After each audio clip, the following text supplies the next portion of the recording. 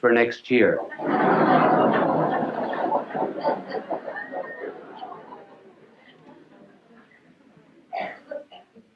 So I am not presenting myself as a model to you on how to talk. It's just merely that there have been so many letters coming to me asking me to give a few suggestions that I will give them to you. They are only personal. They may not apply to everyone, but I will give them to you for what they are worth.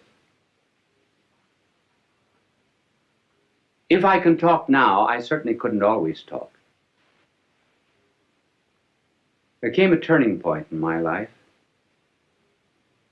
It was in college when I was a freshman. I was on the debating team, which was in the college that I attended a great honor because they put a tremendous premium on debating. I thought I was good because, after all, I was picked as a freshman. I had to be good. And the night before the debate with Notre Dame University, the coach of our debating team, Father Bergen, called me over to his office and he said, "You are the worst talker we've ever had in this college." Well, that was a terrible shock to me. I said, "Well, if I'm so terrible, why did you pick me on the team?" He said, "Because you can think, not because you can talk." But he said, "You're going to learn to talk before you leave this room. Take a paragraph out of that speech, any paragraph you like." I remember we were talking on the Merchant Marine. I'll never forget, the paragraph began, "I think it needs no argument to prove," and so forth. So he said, "Stand up there against the wall," which I did. Now he said, "Go over that paragraph." At the end of it, he said, "Do you see your mistake?" I said, "No." "Go over it again." Went over it 1 hour, 2 hours, 2 hours and a half. I was dead. So was he. And every 2 or 3 minutes when I finished it, he would say, "Do you see your mistake?" I said, "No." But being naturally quick, after 2 hours and a half, I saw it. He said, "Do you see your mistake?" I said, "Yes, I think I do. I'm not natural." He said, "That's right. That's all." And he dismissed me.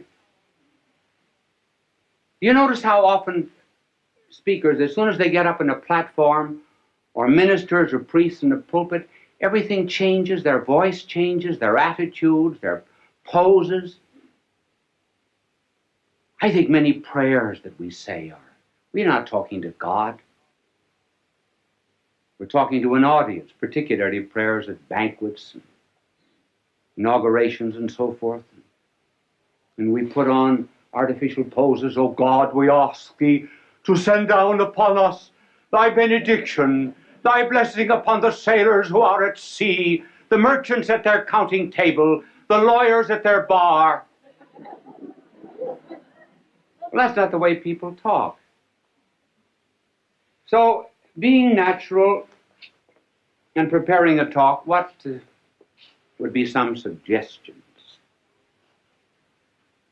Now, the way I prepare a talk is not perhaps the way everyone would want to do it, but I can only give you my way. In order to prepare a talk, one must do a tremendous amount of reading. Each one of these telecasts of mine would represent between 20 and 40 hours of study. When I get through, what have I got? Nothing but a bits of yellow pages. I think I have one in my pocket. But before I show it to you, I will tell you what I do. I study, I do research, and I begin to understand the subject. Then, when it gets into my head, I begin to write out points. Generally just 3 or 4 points that I'm going to talk about. I will only write out the heading. And then I will tear up the paper. and then rethink what I was saying. So that when I prepare a telecast, there must be 20, 30 to maybe 100 pages that are torn up. And then the closer I get to the end, the smaller the pages are. This is this telecast. And I brought it out here, not because I'm going to refer to it, but just simply because it shows you the points, how small the points are.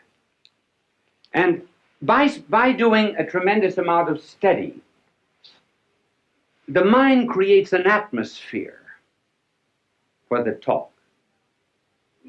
There is much more air round about us than ever gets into the lung.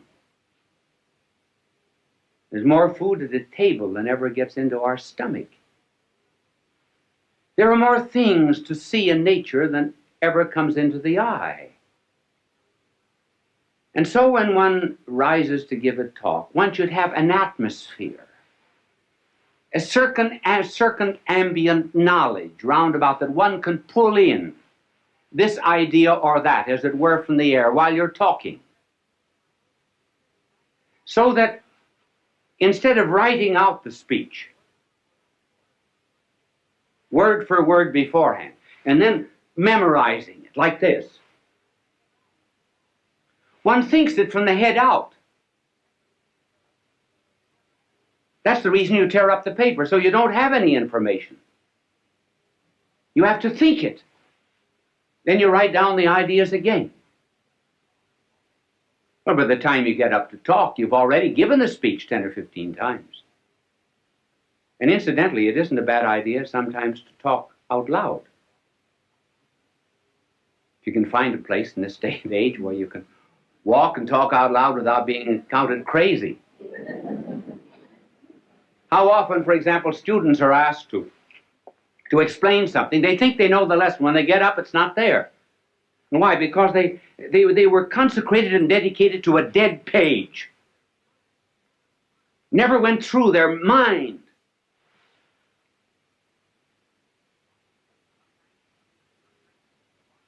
Sometimes teachers are just textbooks wired for sound. And studying is nothing but what is in print, passing from the mind of the book to the notebook of the teacher, or rather from the notebook of the teacher to the notebook of the student without passing through the mind of either. Now, this method of preparation is is hard. It's very much easier to write something out and then to learn it than to do it this way. Sometimes if you do not feel well when you're giving a telecast or a lecture, thoughts do not come. You cannot always recall exactly what you had in your mind. But at any rate, there's a spontaneity. That's what people like. Even the mistakes you make. Now, one of the reasons, for example, why people like to have me draw is because everybody in the audience can draw better than I can. They feel they're far superior, and rightly so. So if I make a mistake in talking, fine. That's good. They say, I could do it just as well as that. And they can. This method, while it's harder and is a wonderful preparation for absorbing knowledge, has difficulties. One difficulty is that there are some people who give speeches who must write them out. For example, the President of the United States has to have his speeches written because every word is important. Then, too, there are some things that are not worth learning.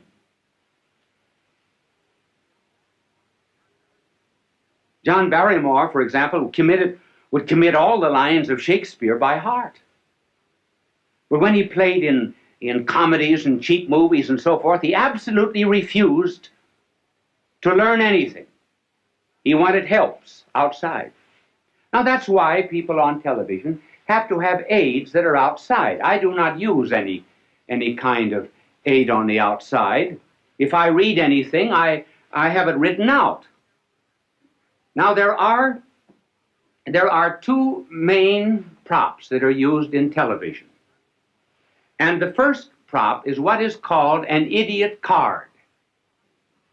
An idiot card is something that is written out so that you'll not forget it. Now, just suppose I were teaching you mathematics. Now, I would be reading off this idiot card. And I would say to this vast television audience, 2 plus 2 equals 4. 2 plus 1 equals 3.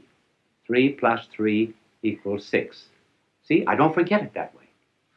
Wonderful, isn't it? Now, you can... thank you for the idiot card. It was not an idiot that held it. It's only the card that's an idiot. And it's impossible for people who are constantly appearing, for example, on television, to study their lines or their commercials. And so they have to have them written out on these cards. But you can always tell, if you just look closely at anybody who's using an idiot card, this is generally the way.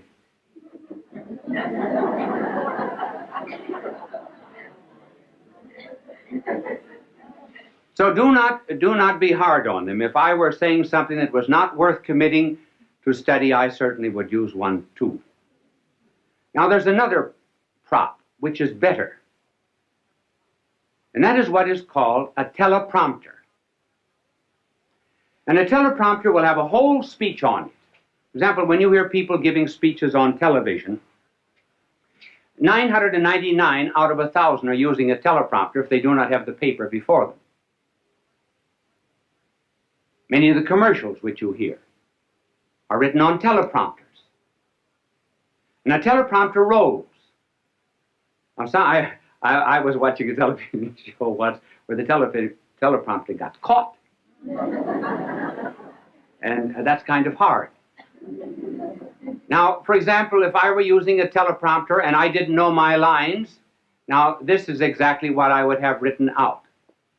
My name is Bishop Fulton J. Sheen. My address is 366 Fifth Avenue, New York. See, then I don't forget.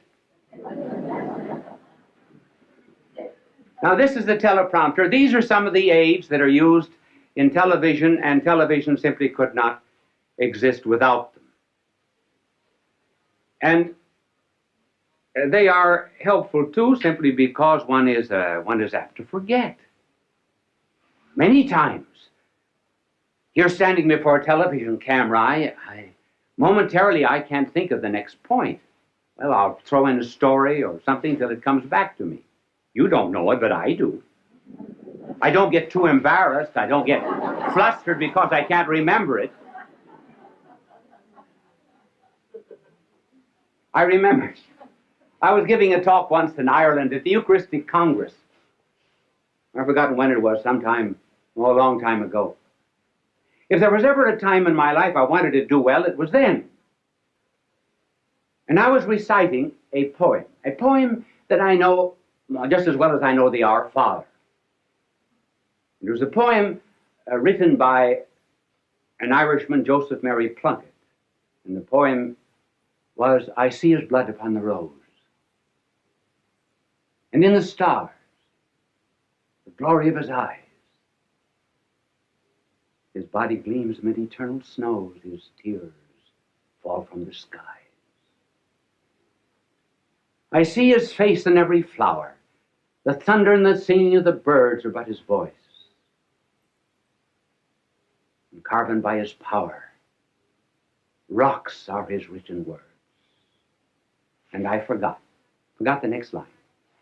Now, the reason I forgot was because I had said something before that the audience seemed to have taken politically. I didn't want it to have political significance. So while I was reciting this poem, I was giving myself an intellectual spanking. And I spanked myself so hard that when I got to the 9th line of this poem, I forgot. And I said to the audience, I forgot. Well, tremendous crowd there, tens of thousands of jaws dropped in disappointment. And when an Irish jaw drops, it collapses.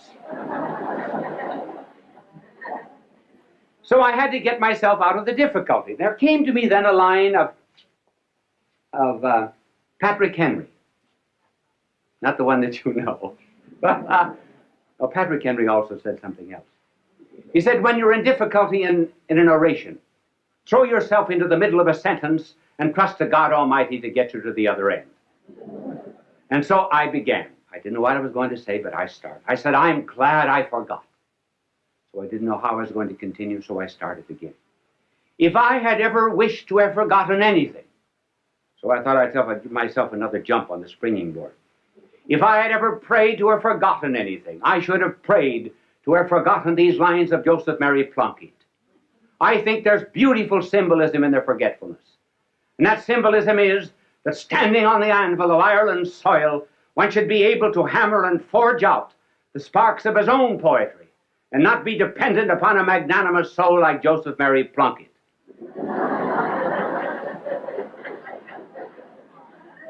I got no credit for it afterwards because the audience said that was a great trick, pretending you forgot.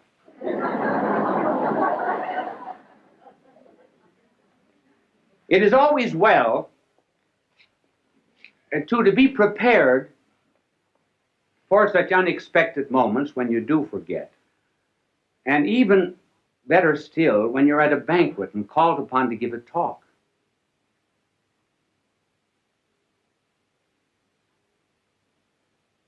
And you have to begin with something that is not too heavy. In fact, one should always begin with something that's not too heavy. For example, you just simply cannot begin a speech by saying, ladies and gentlemen, accipitur frontalis, the convoluted convolutions, the metaphorical abicliarum pelviarum. That's a little too serious.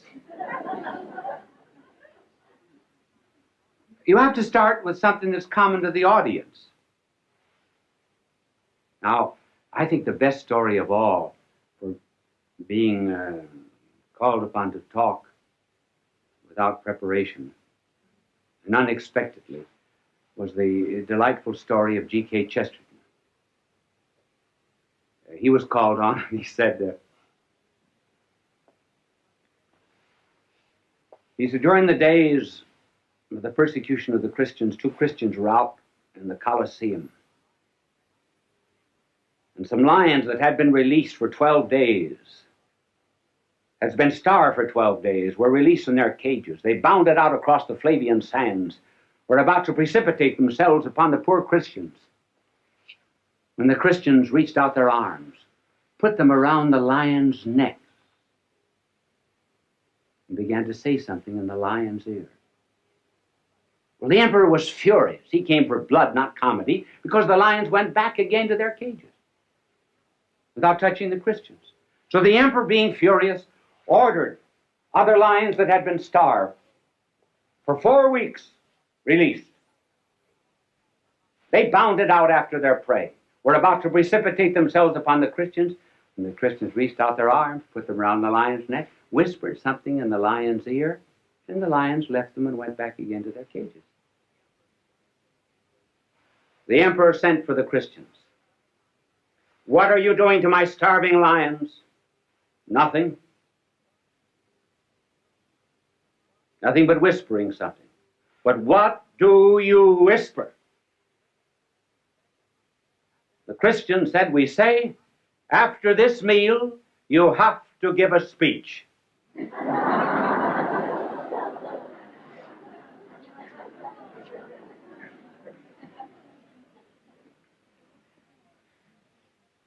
So a preparation is the most important part of the talk. And then as regards delivery, what is important is sincerity, meaning what you say. Children are the best judges of anything that's heard on television. I do not mean dramas where there's an artificial emotional interest created. But children who may not understand what is being said. they know whether the speaker is sincere or not. Incidentally, that's a good word, sincere.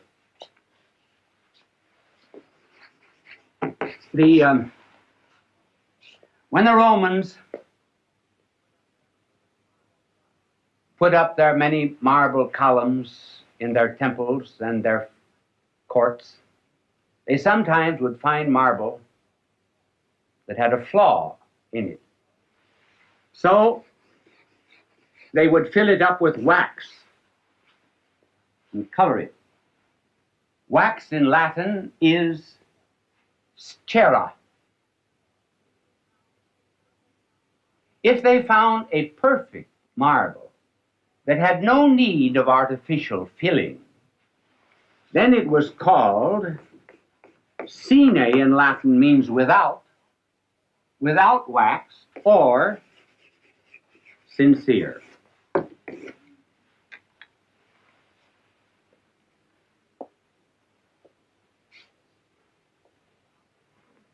This is about the only suggestion that I would give for delivery. One just simply feels what's in his heart, that's all. Out of the abundance of the heart, the mouth speaketh.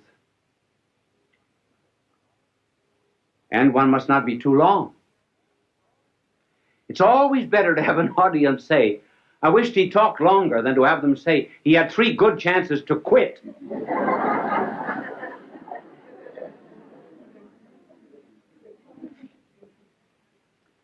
And then in the communication of any idea, the secret of a good talk is the secret of fire. Fire has 2 qualities, heat and light.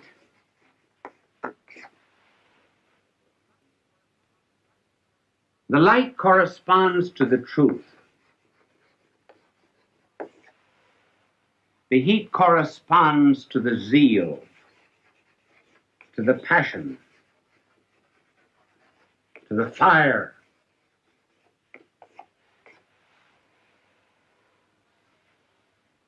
And the fire and the passion come always from the truth. When one is on fire with anything and really believes in it, all the words come out naturally. And above all things else, the making of an orator, too, is really on his knees. Because the power to make an audience feel what you're saying does not come just from these fires. It comes from fires that have been stolen from heaven and given to the speaker. This is influence. This is power. Fulton J. Sheen is indeed a man for all seasons. He walked a paced beat, allowing us to glimpse his nature and ponder its worth and to enjoy its presence. Bishop Sheen authored over 90 books. He broadcast countless radio and television programs and ministered in many parts of the world to people of every belief. As he said many times, it is not a unity of religion we plead for, but a unity of religious people. We may not be able to meet in the same pew, but we can meet on our knees. The bishop wrote 94 books, recorded countless radio shows, and appeared on hundreds of network and syndicated television programs. His legacy is a treasure of joy that transcends time and helps us to believe that truly life is worth living. Really, was because of this incident. This particular day, I was too busy to go to dinner, so in the afternoon I went into a grocery store to buy some graham crackers. And in the back of the store was a mother with her 4-year-old son. He just pulled a bottle off the shelf, a bottle of vinegar, and broken the bottle, and the pieces were on the floor along with the vinegar. The mother was saying to him repeatedly, "Pick up those pieces." And the more she insisted on it, the more he refused. And she would have loved to have cracked him, but she didn't want to look too cruel before the customers, and the father was there, and of course he was busy, and that gave him the very happy air of neutrality. He didn't have to interfere. And finally, the mother was intense with rage, and you could see what the father was saying. He was saying the kid's just exactly like her folks. And you know very well what she was saying, stubborn like the old man. And but in any case, she finally picked up the kid like a rag doll and went off the premises with him. And so it set me thinking and brought the subject of this telecast. Who won? The child or the mother? The child didn't pick up the pieces. He was weak, but he had resort to tears, which is always the last resort of weakness. She was strong, but did she win? Well, she resignated a certain amount of power, but she had to do it. And that got me thinking about the strong and the weak. And it was put very well by a European doctor, Dr. Jean de Rougemont, who said, if I am stronger than my neighbor, I despise him. If I am weaker than my neighbor, I fear him. If I am equal to my neighbor, I resort to subterfuges to escape obedience or to assert my superiority. So that brings up the problem, how are we going to solve this tension between, well, the rich, the poor, the educated, the uneducated, and the strong and the weak? For example, when the rich help the poor, perhaps they're obsequious, and then the poor are humiliated. Learned people are impatient with those that are ignorant. And the ignorant people, too, are humbled very often when taught by those that are wise. So what's the answer? Well, the answer is caring. Now, I'm going to try to tell you what caring is, but I'm going to do it, first of all, in an abstract way, so you'll think I'm learned. Then we will give examples. And it is this. The strong must feel their weakness.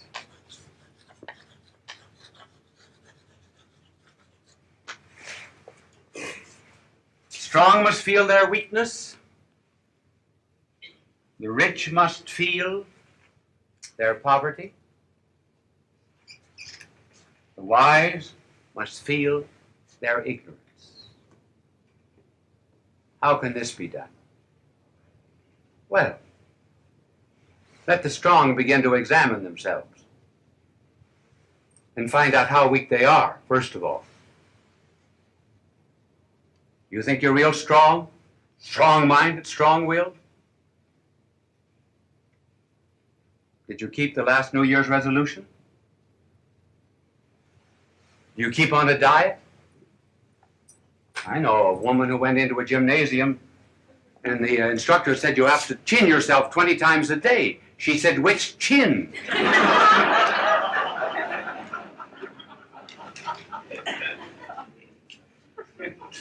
And so we just, the strong must ask themselves, have I been able to overcome certain habits, for example? When cocktails are free, can I resist the third? If I smoke, would I ever give up a package of cigarettes a week, say, for the poor? And then as regards the rich. You know, the angel was just cleaning my backboard. I noticed his halo was on crooked tonight. And then the same is with the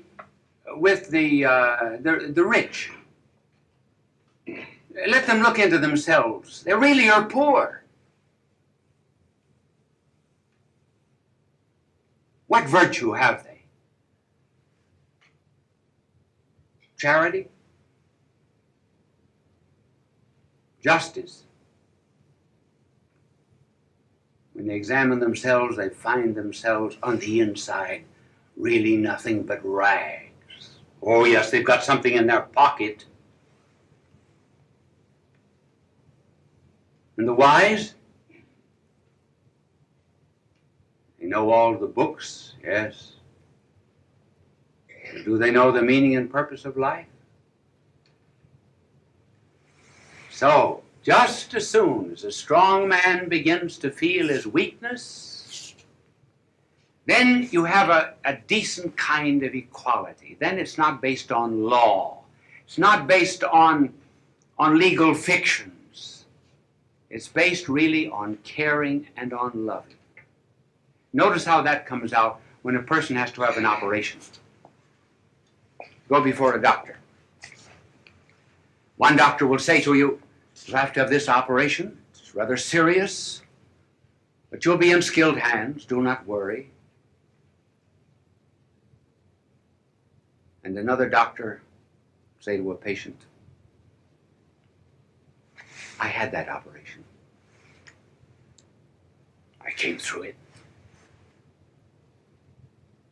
Immediately there's a rapport,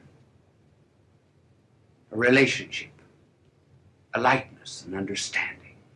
No superiority. So there need not be in this relationship of caring any such thing as Pharisaism, moralism, looking down the nose at anyone, simply because one really cares. Now let us apply this to ourselves. We say, well, how can we do that? How can a strong man begin to feel his weakness and so forth? Well, and how can I act toward others in that charitable fashion? Well, let us begin asking ourselves, aren't there moments when I hate myself? I know that I'm rotten on the inside. The water cooler in the office. I complain and talk in a nasty fashion about someone. Looking back over my life, it's been spoiled. Weakness, things to be hated, but I sure like myself. So when you go into a room, despite the fact that you've often said to yourself, "Oh, I hate myself for that," but you take the easiest chair in the room, don't you? When you go into a restaurant and you don't like a certain kind of food, do you order it? Though you hate yourself? Now, for example, I don't like chicken. I announce that every 2 years over the television in case I'm invited out to dinner. And this is about the time to announce it. I will tell you the reason why, actually. The reason is that when I was a boy, my father would send me out to a farm during the summer vacation and sometimes on weekends. And the farmer would give chicken dinners every time I went out, and I had to wring the chickens' necks. I rang, I think, in round numbers, 7,683 chickens' necks. So when I go into a restaurant, do I order chicken? No. Despite the fact, for example, that there are many things that I know I find very despicable in myself.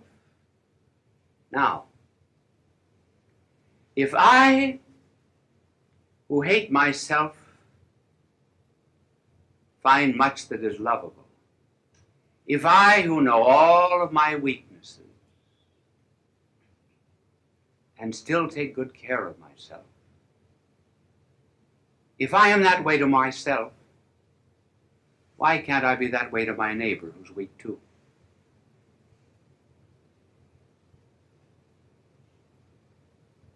If I have money and he does not have any, and I know on the inside how poverty-stricken I am as regards goodness, why can't I be good to him and he's poor?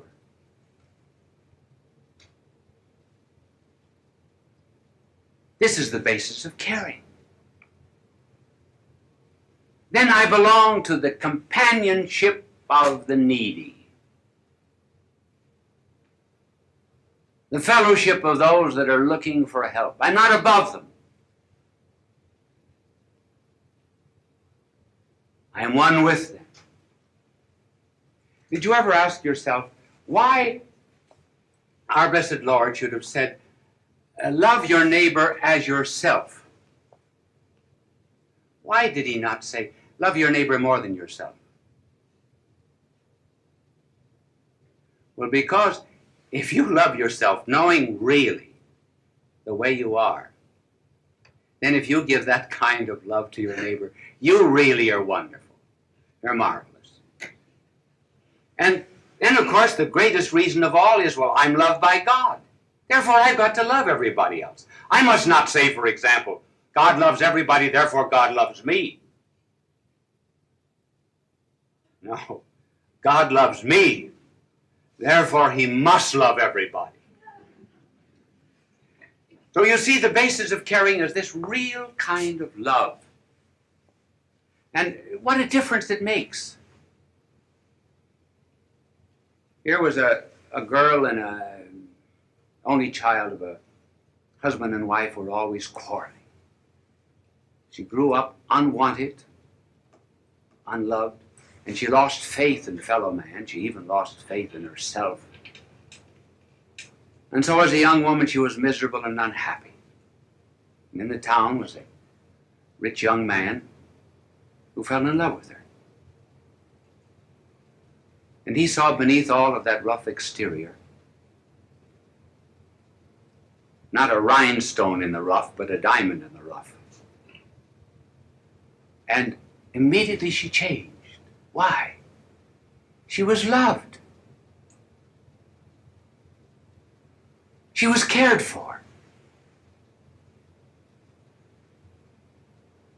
She had worth. In one of our leper colonies, there was a visitor said to one of the nuns who was washing the feet of a leper. He said, "Sister, I wouldn't do that for $1 million.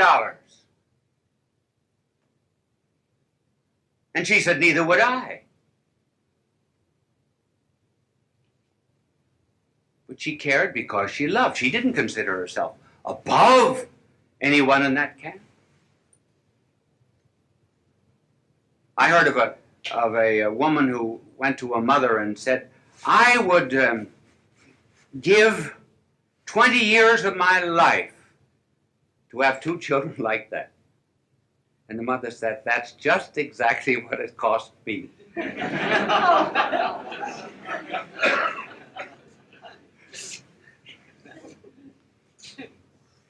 So the inspiration, therefore, is love. And I wonder if in this day and age,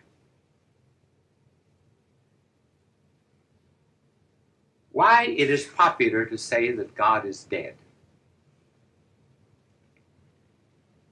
They say it's a question of semantics. I think it's a question of optics, not semantics. Not a question of words, it's a question rather of what we see. It is not God that is dead. It is love that is dead. Love.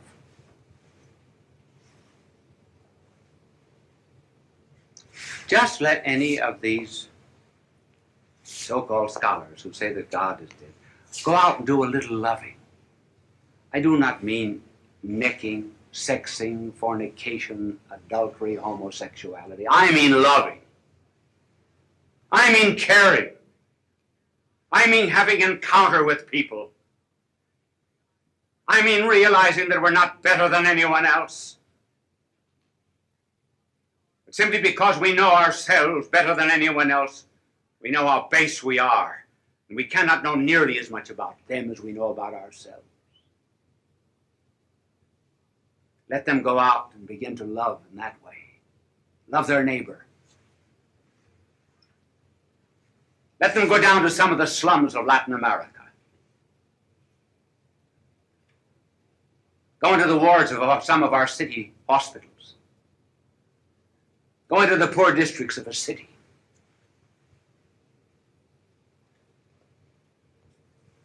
Let them begin to care for people.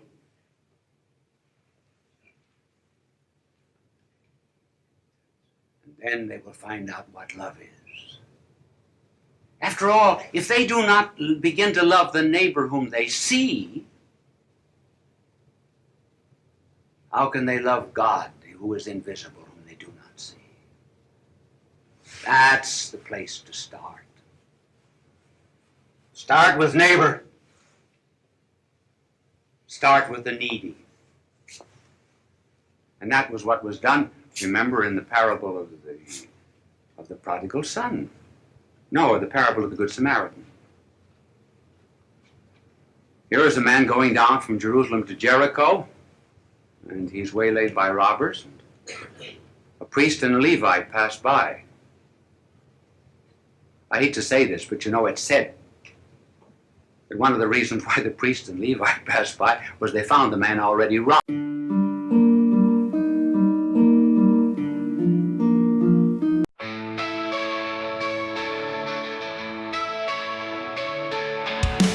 Road to death, they say, but we're alive today. Chasing dreams, we fly into the night sky.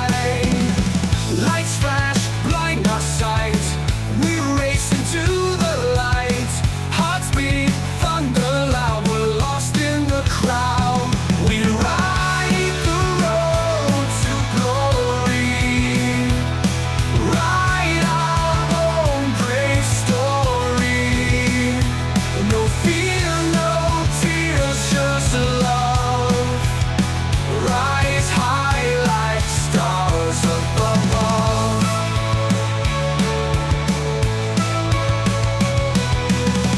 Battles fought and won.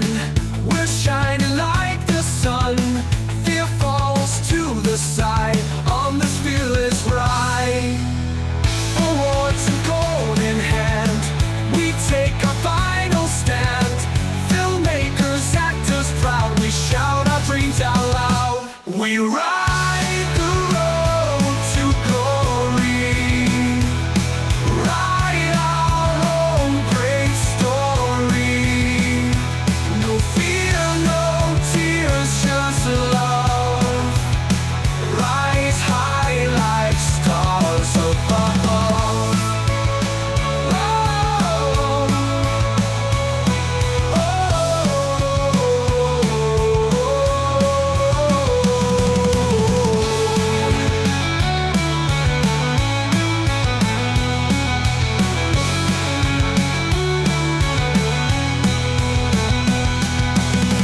Battles fought and won. We're shining like the sun. Fear falls to the side on this fearless ride. Awards and gold in hand, we take our final stand. Filmmakers, actors proud, we shout our dreams out loud. We ride the road to glory. Write our own great story. No fear, no tears, just love. Rise high like stars above. Like stars above. Oh, rise high like stars above. Oh, above.